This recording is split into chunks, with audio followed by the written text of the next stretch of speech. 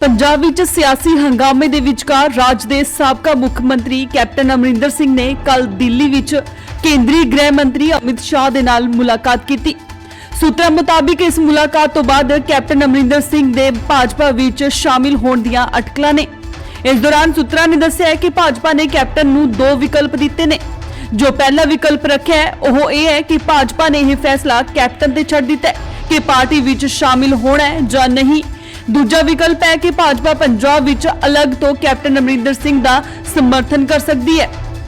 दस दे कि कल अमित शाह ते कैप्टन अमरिंदर ने करीब 45 मिनट की मुलाकात की सी।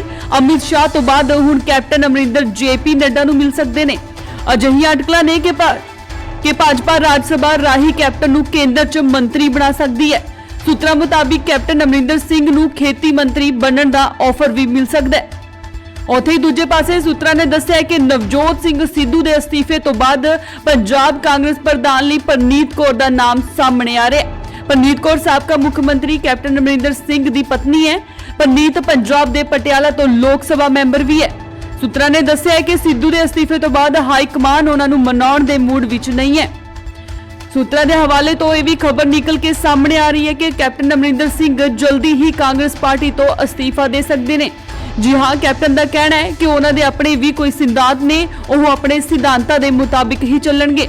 फिलहाल यह कयास लगाए जा रहे हैं कि कैप्टन कांग्रेस पार्टी छड्ड BJP च शामिल हो सकते हैं। पर जेकर अजिहा हुंदा है तो कैप्टन नूं किसानां दे नाल-नाल पंजाब दे लोकां दी निराशा का सामना भी करना पै सकदा है।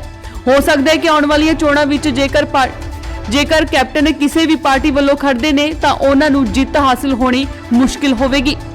Bureau report Indos TV Australia.